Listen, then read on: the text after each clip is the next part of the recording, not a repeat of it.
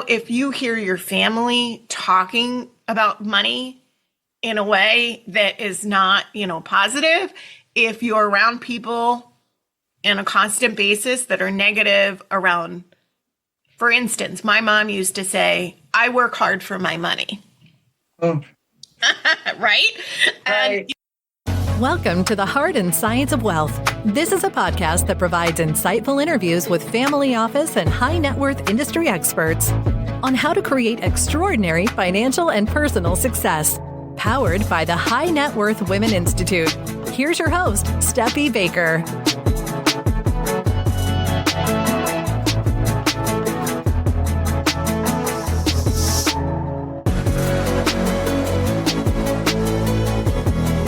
Hi, everyone. Steffi Baker with Heart and Science of Wealth podcast. And today it is my pleasure to welcome Audrey Faust of Audrey Faust Consulting. Audrey, welcome.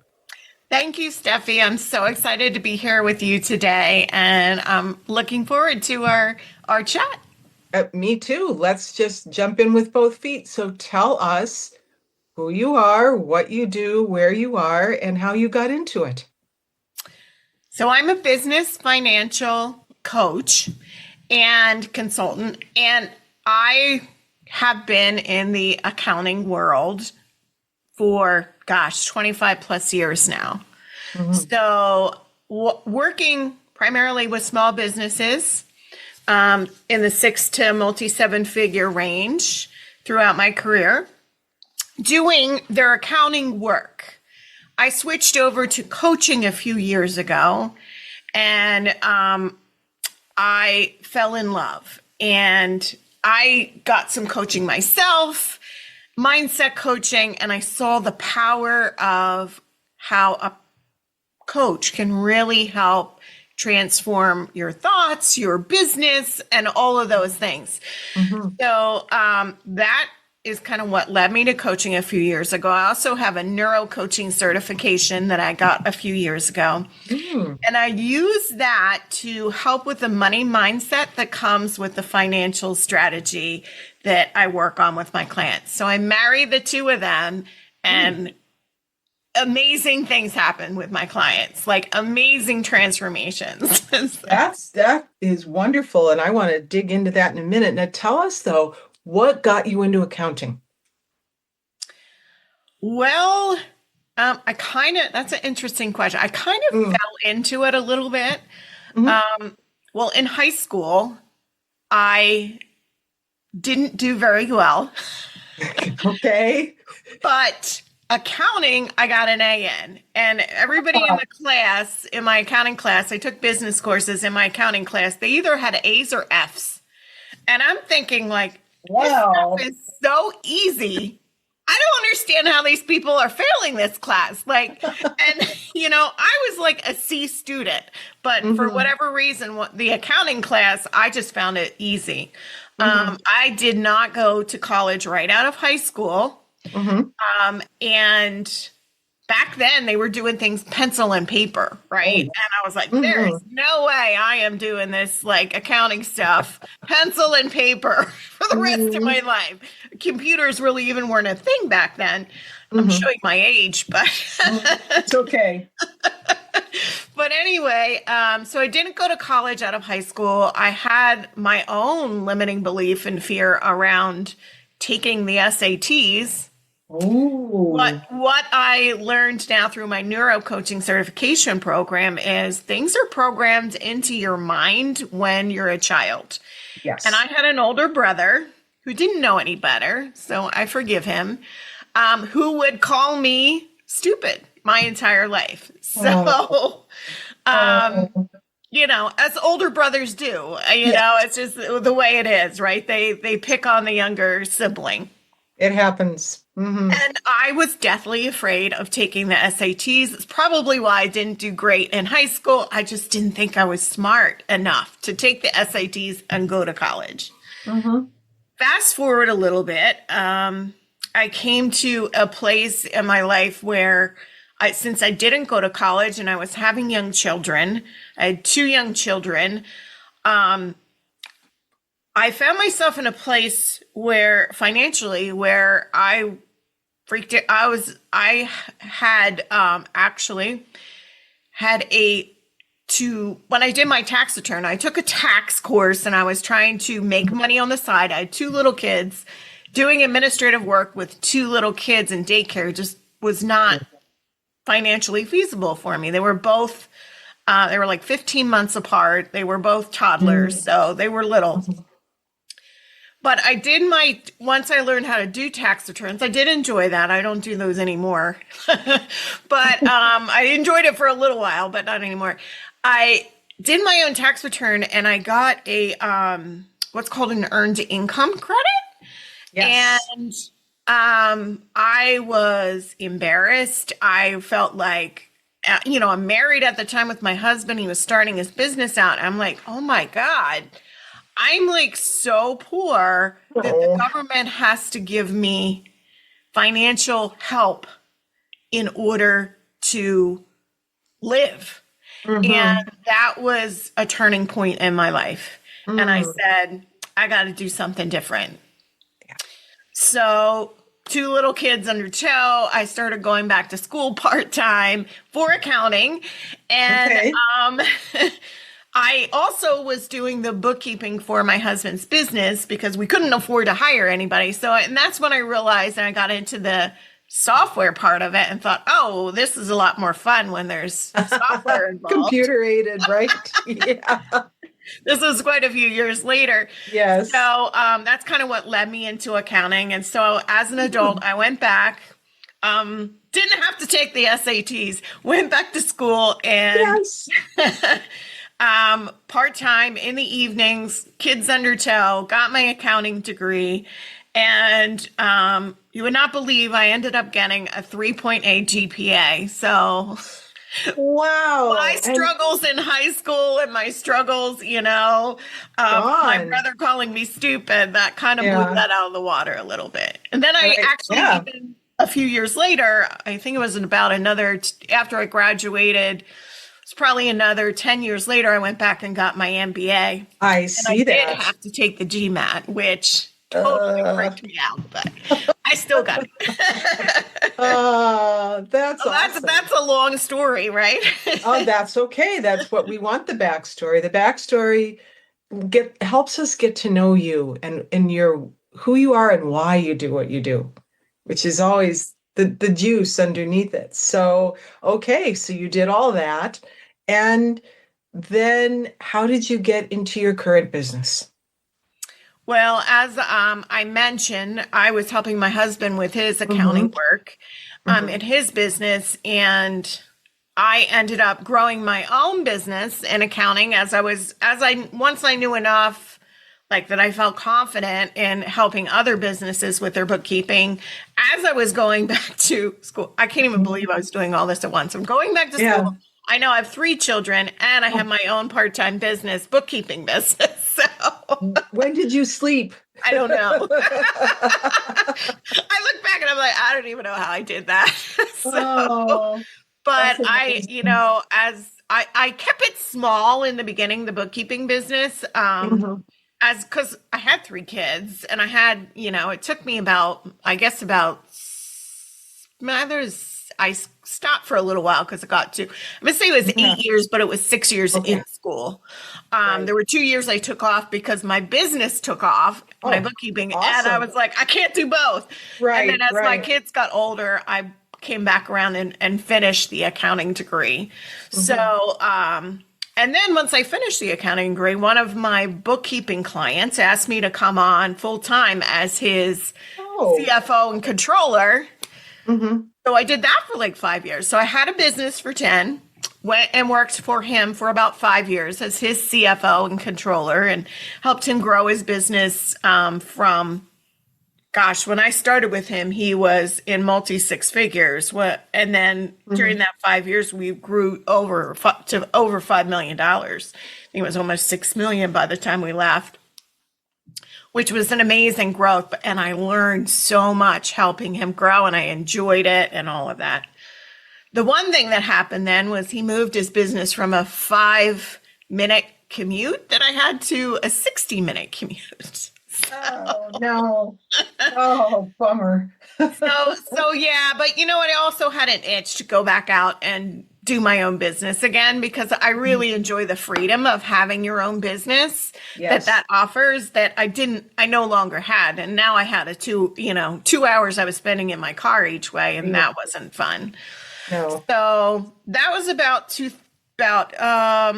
7 years ago now that I left that company and started my done for you accounting service again. And then a few years ago got into the coaching world because I really wanted to help more businesses grow and prosper. And I just really enjoy the coaching model. Awesome. So who do you love to help the most? What does your ideal client look like?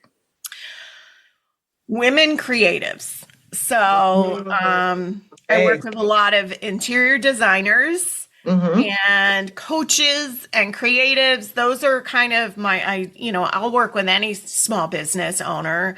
But I'd say creatives often have a fear around, and a lot of coaches are creatives. They often have a fear around the financial pieces of their business.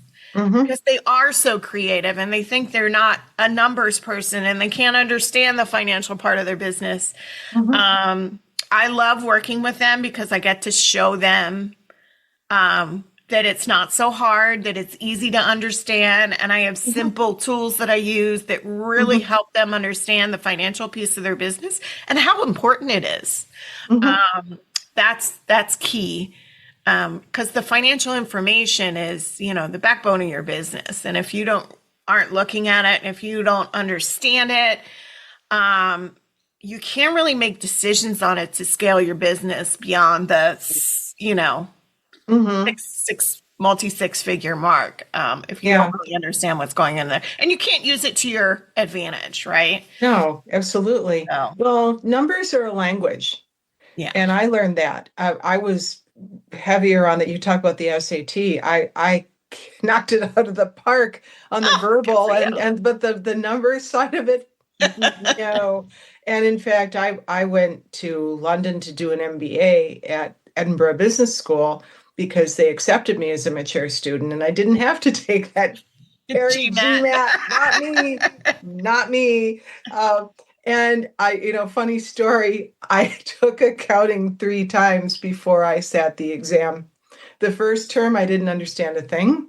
And I just didn't even sign up for the exam. The second time, I backed out a week before the exam while I could still get my money. And the third time in the middle of the semester, suddenly it all made sense. I had a wonderfully patient teacher who said, keep going, you're going to get this, you're going to get this. And about the time I was about to despair of, I'm not going to be able to pass this class, I'm not going to be able to get my MBA. One day in class, it just made sense. I'd encourage anyone out there, especially ladies, if you are not numbers oriented, hang in there, you'll get it. And with someone like Audrey at your side, I'm sure you can get it. And it is a game changer. Numbers are just another language, and they're a beautiful language when you start to understand. They are, and they can really help you grow and direct your business in the correct way. So the numbers, have that. You've got to see that data is telling the story. You need it. I like to say it's telling a story. It's either a nightmare or a fairy tale. I love it. But if you're not looking at it, you can't change it, right? Right. That's the first thing. You can't make it a fairy tale. And if you're not looking at it and you're not understanding it, you can't change the story. So so what you're doing is so different than just helping someone with the numbers. Tell us more about this additional work that you train to do to really help with what's going on in their head. So the mindset. So I became a certified NeuroCoach because I saw from the done for you side, I saw so many businesses and some would say stay stagnant and they wouldn't grow. And then I saw these other businesses that would grow, and they'd want to, and one of the reasons they would grow is because they would look and understand at their financial information every single month. The other ones that were stagnant never even wanted to look at it. I could prepare it. They wouldn't look at it. They wouldn't.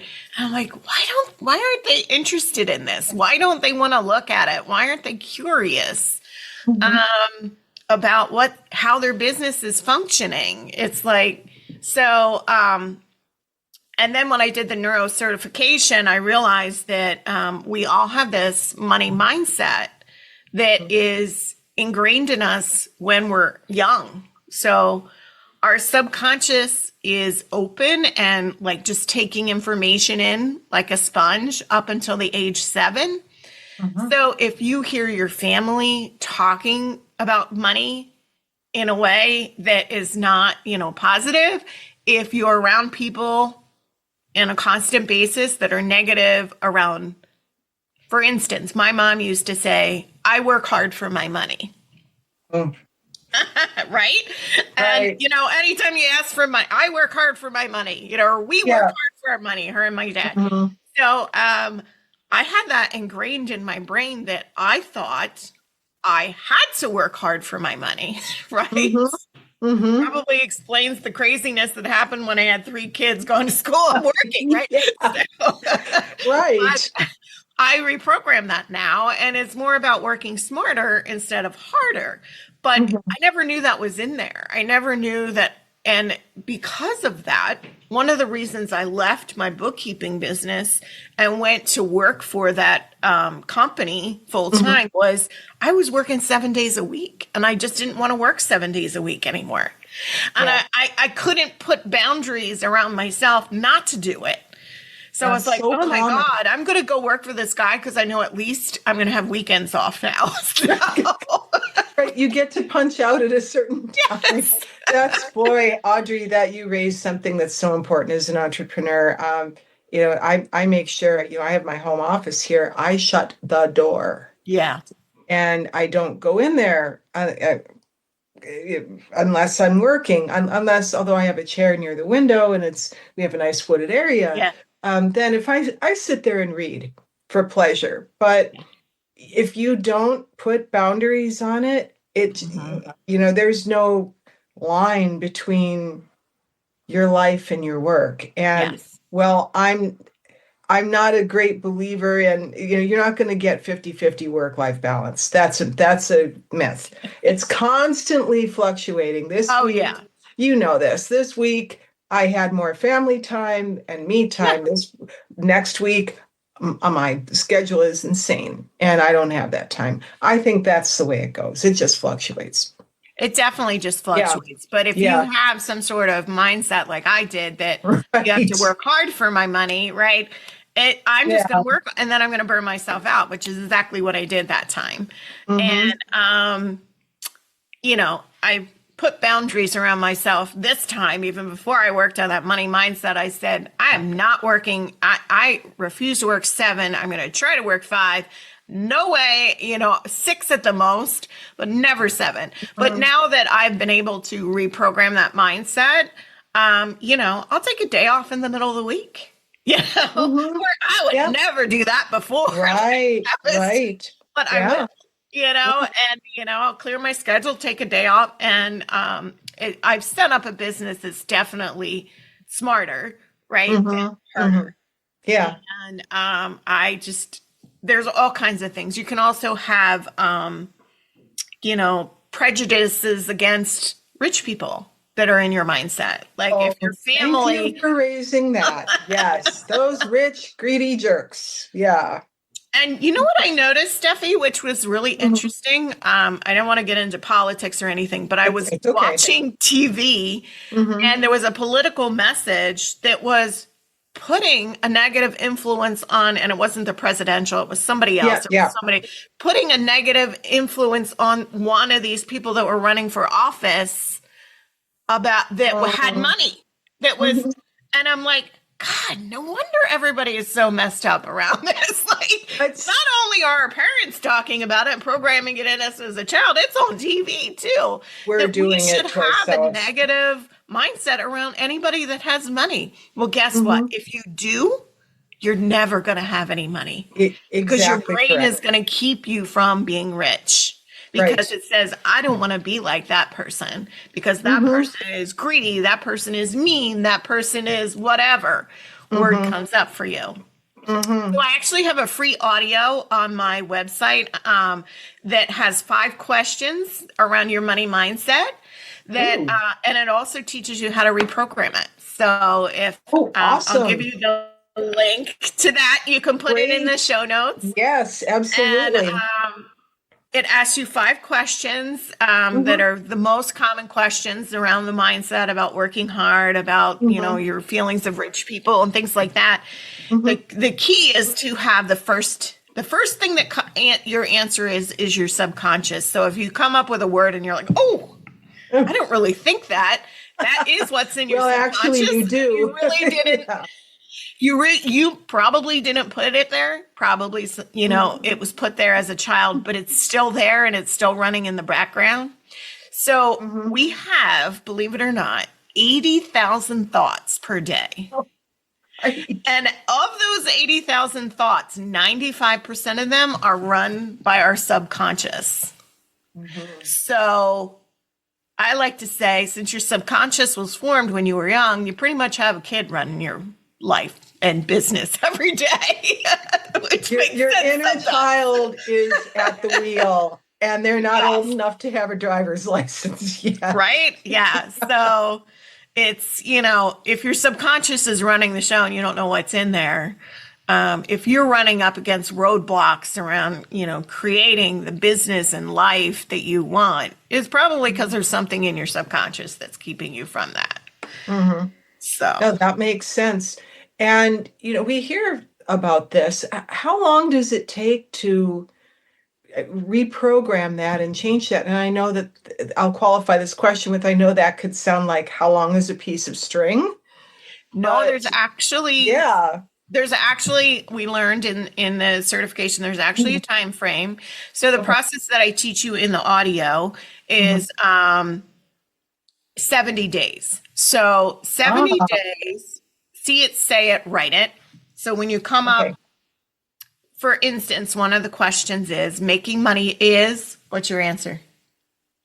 Oh, it went right to hard. Yeah. Honestly, Yeah. honestly. Because that's what's Yeah. in your subconscious. So Hmm. we rewrite that to making money is easy. But the key to doing that is finding evidence in your life of when it was easy. Hmm. You don't have to write it down. I mean, you can write it down the first time. You don't have to just think about it every time you're saying making money is easy. Oh, I remember when, it was my Right. birthday and I had, hundreds of dollars come in or whatever. I don't know. Right. Oh, I can Things think that of when times. making money felt easy Yeah. to you. So see it, say it, write it. Making money is easy for Mhm. 2 to 3 times a day for 70 days. Okay. That should reprogram it if you can stick to it for that long. So many people All right. start and they'll do it for like maybe 3 weeks and then they'll Right. And stop. then, But so I've yeah. had people that actually have done it all the way through and have Mhm. seen immense transformation. Wow. I had someone who was like struggling for, I don't know, it was like a year and a half with $5,000 months. And then she did this for 3 months. She actually followed through Hmm. and she had an $80,000 month.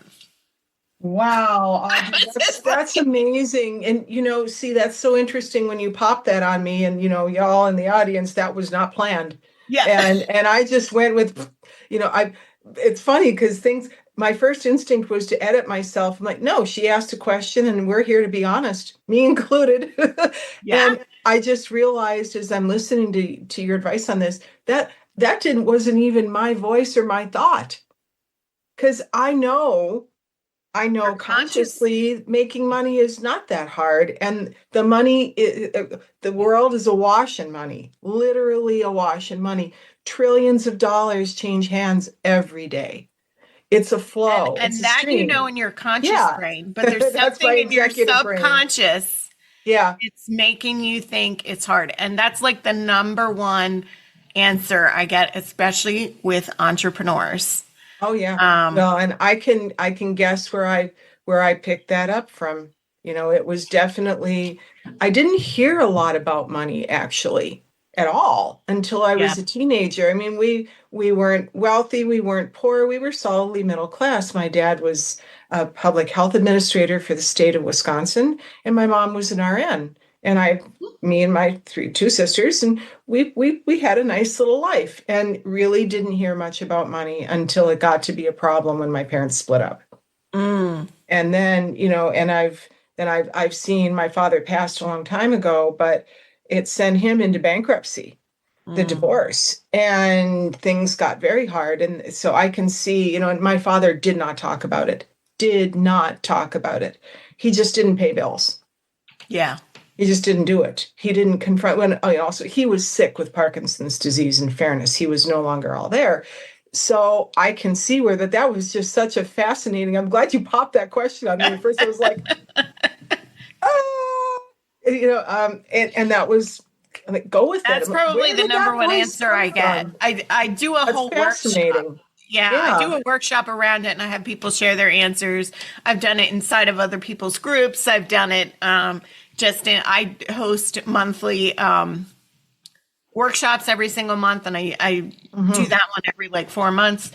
And that's probably the number one answer I get is making money is hard. Oh, well, yeah. I mean, because it's the most common, and I think that's the successful people see the way to do it, and they have their talent and they just start working it, and then they're in the slipstream and they're just gone, and the money just grows and grows, and that's they become a money magnet Yeah, because they're not carrying that stuff. And right.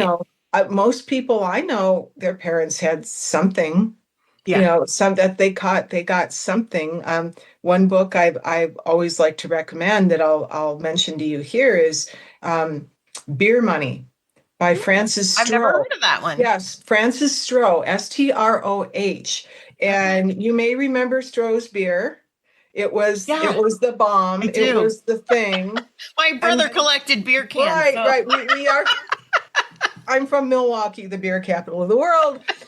A strange fact, I don't really like beer that much. I don't like the taste. Beer and coffee never got used to the taste. That's Anyway, funny. I'm the same. oh, yeah, interest. It's just I there's don't drink something. coffee either. I'm a super taster, and things hit my taste buds different. I don't like ketchup or mustard. I'm weird. Anyway, Well, that I do like. Frances wrote this amazing book, really talking about her family history, and her father was a lavish spender, and her mother was incredibly frugal. She talks about going to the country, Wow. going to the country club. They weren't allowed to order and put it on the account. They had to bring a brown bag lunch to the country club. And it was so embarrassing for them. And then the other thing that stood out to me was her mother didn't want to pay, and they're from Michigan, right? That was a Detroit company. When they would go to Florida for spring break, her mother insisted on driving. They wouldn't fly. Her mother didn't want to spend the money on, that was her family stuff. Didn't want to spend the money on airfare. Driving to Florida when you could fly. And Yeah. money wasn't the issue. Francis's book is amazing. And I highly that's two recommend different. it. I bet there was a lot of fights in that household because Oh, yeah. that's two Yeah. completely different money mindsets that they wound were up ingrained divorced. in them probably from two different lifestyles and families. Completely. They wound up So, divorced eventually. And yeah. but it's such a fascinating book, and I'm grateful to Well, her I'm going to for put it on my list. rolling back the curtain and Yeah. telling people what this was like. Everyone tends to think also, and in my work, oh, get rich and well, great, boom, now you're rich. The rich fairy waved her wand at you, and you're good. Well, and now people don't know what to do Yeah. with the money, with themselves, with their relationships, how to get a wealth advisor. That's my side of the work, is the other side of paradise. Okay, great. Yeah. You summited. Now what? Yeah. So, but anyway, I mean, I love this exercise. I love how this turned out. This is so cool. So I can see how you transform people, and then how having someone doing this work with you, plus being right there helping you with your business finances, can straight through, baby. Yeah. Go to the moon. Yeah, Yeah, that's once awesome. we like identify any money mindset blocks and I start them on their reprogramming process, then we get into the financial strategy. And that's where, one of my secret sauces is a blueprint. First of all, I hate the word budget, and it's not really a budget. So I call it a blueprint, and it is a blueprint, Ooh, I right? like it. So budget to me is constraining. And I don't want something that's going to like contract you, because I believe in a, not a scarcity mindset, but an abundance mindset, right? Mhm. And if you get into that penny pinching, frugal mindset, you're not attracting abundance, right? So I don't want to see you throwing money away. And we do look at all the numbers and we see, does this make sense? Most of the time, the women that I'm working with don't understand why they can't pay themselves either at all or more. So when we get to the blueprint, Mhm. we do an average of all of their expenses and income over a certain period of time. It depends on the business, whether it was the previous year, the last 6 months, and we create this blueprint. And the blueprint includes how much money they want to put in their pocket, Yay for which they that. always forget about, how much Of money course. they'll need to save for taxes, Mhm. right, on their profit. And, here's where you are, and then here's where you want to go. So the first column is this is where you are, this is where you want to go, and then we fill in the blanks of how we're going to get there. And that's probably the second most once we get, the mindset out of the way, we're like, okay, let's do. And the mindset's not gone. The mindset comes up again and again and again, right? We look Right. at the blueprint and we're like, okay, we need to do one of two things. We need to increase your prices, or we need to decrease some of the expenses if there's that. Mhm. I Mhm. always go for the increase their prices first, right? Mhm. Especially the fact that I'm working with a lot of women. They Oh, undercharge all the yes. time. Yes. They Yes. undercharge all the time, and they put such heaviness on what they're charging. Mhm. And that's part of the mindset too. And actually looking at the numbers on the blueprint helps Mhm. them understand that it's not just me. Sometimes you have an admin, sometimes you have a whole team. Sometimes you have, and all these other expenses that go with the business. It's not like if you're charging $250 an hour, it's all going in your pocket. It's not. Right. And that's, So, you've got to know your run rate. yeah. Meaning, for anyone that's listening, not quite sure what that means, that means, what's your overhead? Right. What is it costing you? What's the actual? So if you charge that 250 an hour and you've got a total of $100 in expenses, Hmm. then you've still got to pay tax on that. Yeah. And All of what it. is it? What are you really, what's your net profit? That's why when people say, on Facebook, these called, I made blah blah blah, and my first Yeah. question is, what does that mean? Was that revenue? Is that gross revenue? Is that Most of the profit, time gross it's revenue. profit? Most of the time it's just revenue. And we're here to tell you that $1 Yeah. million in revenue is cool, but if you've got 1,000,002 in expenses, it's not so Not so cool. cool. Yeah. And there are big names that have been there. I don't know if you're Mhm. familiar with James Wedmore. Oh, yes. He grew his business to 7 figures, and his accountant asked him, and he came to the end of the year, and his accountant was like, "Yeah, great, you have 7 figures, but you also have 7 figures in expenses." So, Right. it's It's what completely you keep. possible. And he told this story on one of his podcasts, and it was just like, or I don't know, inside one of his coaching sessions. I'm part of BBD, his program. So I'm not Mhm. sure where I heard it, but he did tell this story. And I was like, exactly. Like everybody's like wanting the 7-figure, multi-7-figure, 8-figure business.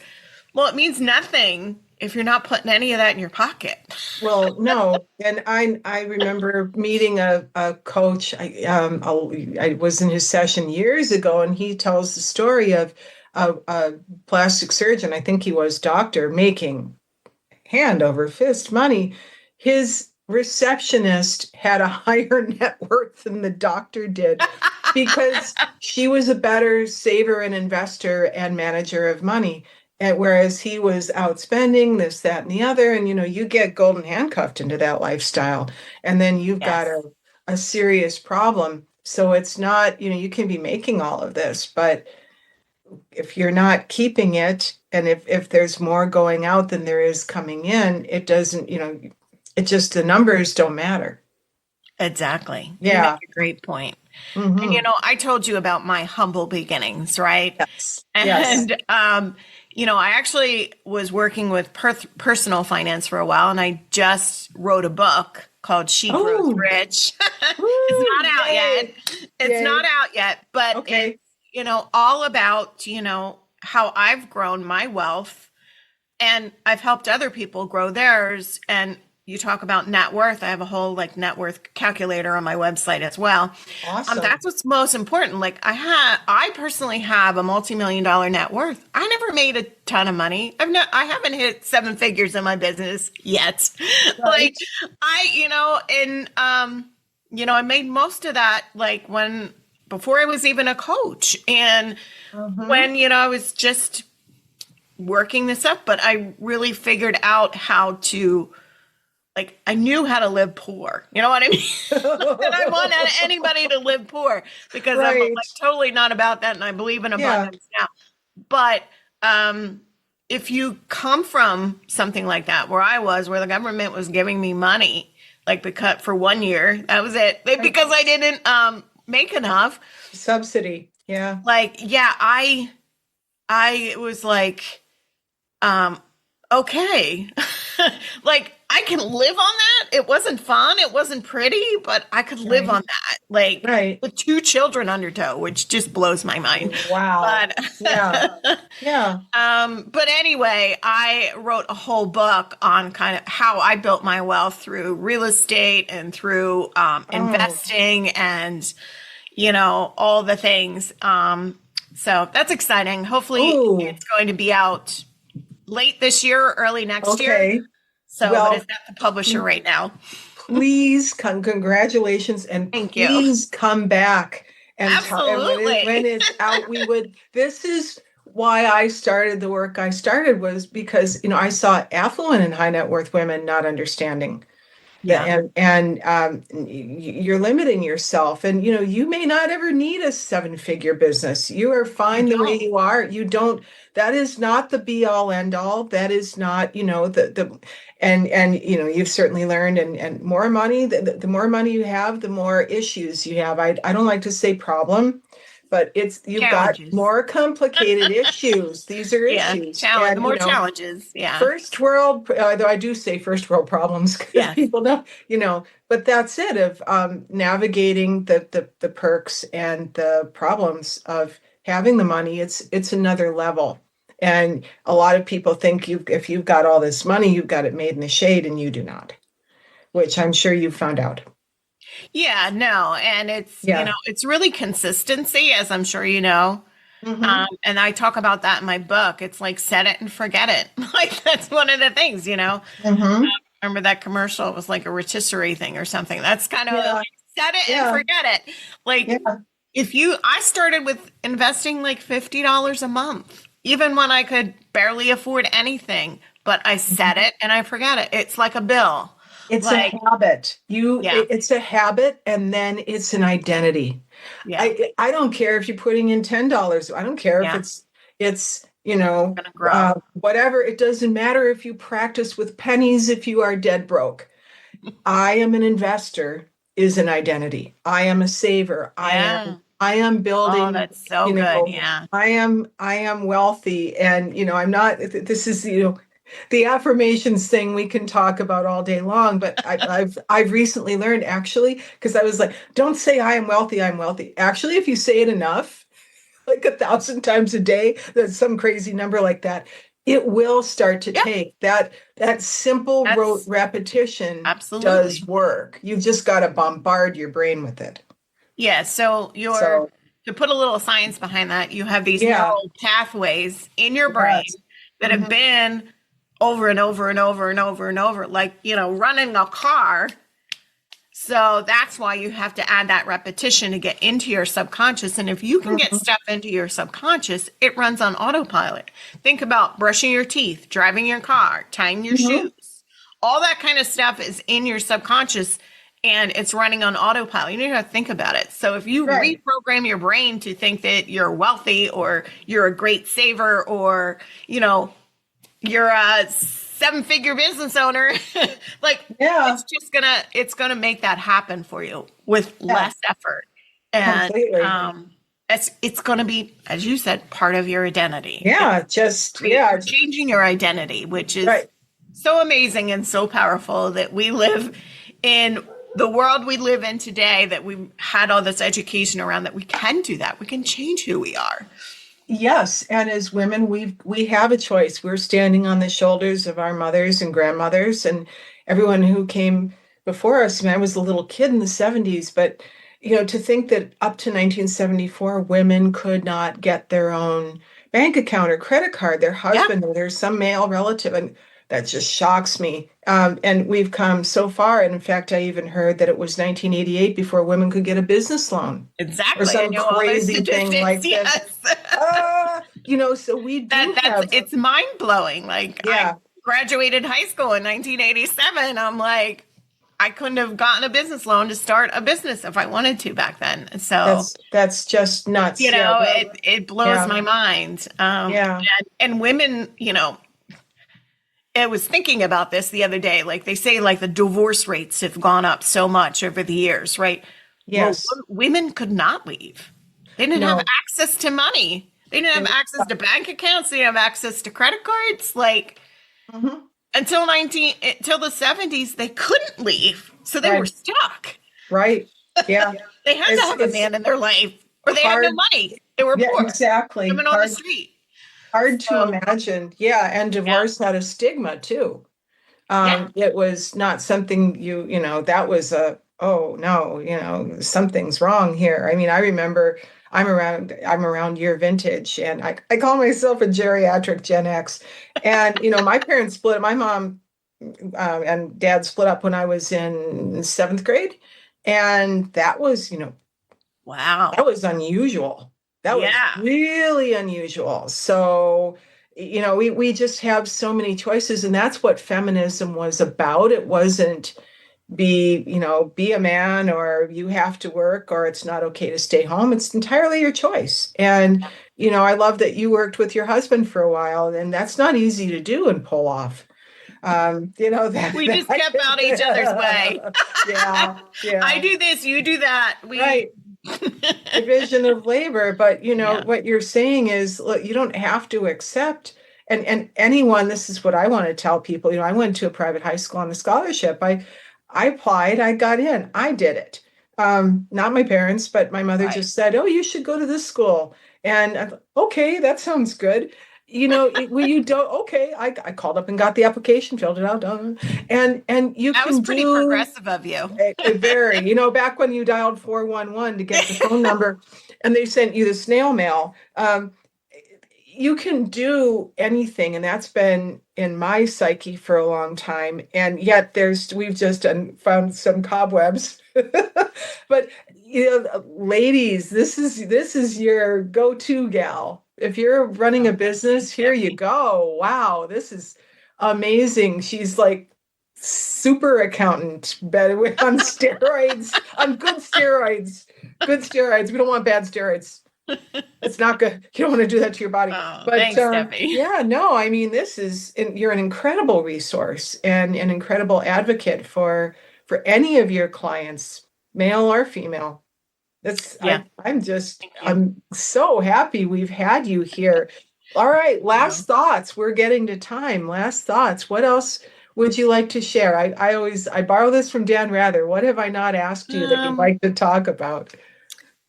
The one thing I just want to share is like, don't be afraid and don't put any judgment on yourself if you don't understand your numbers. Don't be afraid of them, because we get into business because we're good at something, right? We're good at our thing. My thing's numbers, right? But everybody else's thing is not numbers, right? It's something else. But what comes with the business is the numbers. And you're not trained on that unless you went and got your MBA and had to take that accounting course, right? You're not 3 times. You're not trained on anything to understand the financial piece of your business. So you're kind of running blind, right? You're running that part blind. Even if you have a bookkeeper and a CPA, you're still missing a piece, because your bookkeeper could be making mistakes, which I've seen tons and tons of that, which could be costing you money in your taxes and in your business. And your CPA is just doing your tax return in most cases. They're not looking at the details of it. And you are the one that is responsible, because you're the one that's signing on the dotted line on that tax return saying you understand the financial piece. This information is correct and you understand it. So think about it, the next time you're signing that tax return, if you don't know how to read it, you don't know how to understand the financial information on there about your business, like, you could get into a lot of trouble. So, yeah, whether you like, I can't tell you how many times I work with women who have a CPA, they have a bookkeeper, and we dive into their financial information, and there are mistakes that I find more often than not. Some of them cost them a lot of money. One interior designer I worked with, I looked at her financial information. We look at it together. And I'm like, what's this? It was just some weird thing on her balance sheet. And she was like, it was $125,000. She's like, I don't know. I'll ask my CPA. So her CPA and her bookkeeper were at the same place. So she asked her CPA and bookkeeper, what is this? Or her CPA, actually, she asked. And he's like, oh, that's an adjustment I made. It's not supposed to be there. I'll fix it. Okay. Well, he moved it. So it was in the current year. He moved it back 2 years thinking so then I knew he was hiding something, right? Like, cause then we went back in, I'm like, it's still here. He just changed the date to 2 years prior. And, through process of elimination, thank goodness it wasn't any kind of fraud or, something like that. It was a mistake he didn't know how to correct, right? She had software connected to her QuickBooks, and I guess it wasn't connected correctly, which happens all the time, and it screws up the financial information. And he was supposed to be an expert in that software plus QuickBooks. So I don't understand how he didn't know how to fix it, because the reason she hired him, because he was an expert in her interior design software that she was using to connect to QuickBooks. And I was like, okay, you need to find a new CPA, because this isn't right. And she had been with him for 3 years. So what ultimately ended up happening, she had to redo 3 years of returns because she didn't trust them, because none of it was connected. If you're an S Corp, your balance sheet needs to match your S Corp tax return. And when he moved it back 2 years, I knew it wasn't matching without even looking at her tax return, because she was an S Corp. And I'm like, you can't do that. You can't just move something back 2 years. No, it's not funny. It's not funny money. No. Yeah. That's a great way to put it. But it was a $125,000 mistake. So that's a big problem. Yeah, that's a big deal. It's not like it was, $125. That's no big deal. $125,000 mistake. Yeah. I found even bigger with bigger companies and, Mm-hmm. Oh, I'm sure. but, I looked at another woman who, I know we have to wrap up here, but Yeah, I it's looked fine. at another woman who, I helped her. We looked at her stuff and they had her coaching program that she paid for, like her business coaching program that she paid for. They put that in owner's draws or owner's withdrawal instead of an expense. Her bookkeeper did that. Oh, no, no, no, no, no, no. So, Yeah. so her bookkeeper didn't know any better, and her Oh. accountant didn't see it.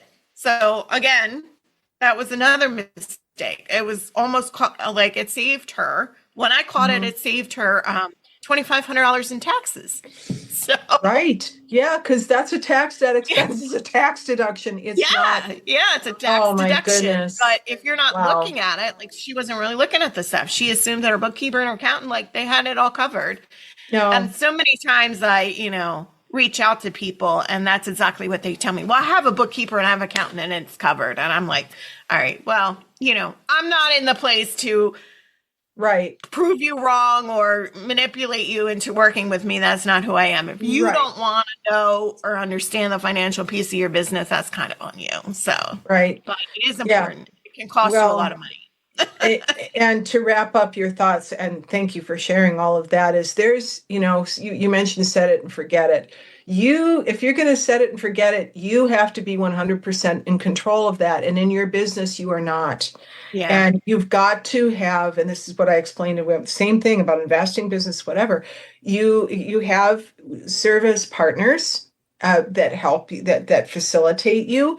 And that doesn't mean that you can take your hands off the wheel and then run with it. You need to understand what is going on at some level. You don't have to be the expert. You hired them to, but you've got You to don't have look. to do anything, but Yeah. you should look at it You every need to single look, month and and if it does, understand it. and if it doesn't make sense, you ask. And if don't assume that they know more than you do. Like you just pointed out. Oh, Audrey, this has been awesome to have you. Wow, We covered a lot. eye opener. We sure did. And I'm going to go and work on my money is hard thing that is not my voice still living in my head. So how do people get in touch with you if they'd like to know more or work with you?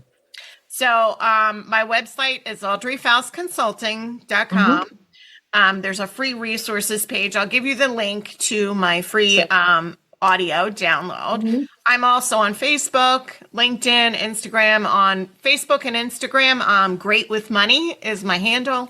You can find me there. I'd hope that love to hear from anybody and reach out and let me know if you download the audio, I'd love to hear your results. Great. All right, everyone. That wraps it up with Audrey Faust. And I'm Steffi Baker for High Net Worth Women Institute and the Art and Science of Wealth. See you next time. If you enjoyed listening to the podcast, please subscribe and rate it. To learn more about the High Net Worth Women Institute, please visit our website at www.highnetworthwomen.com. Thank you.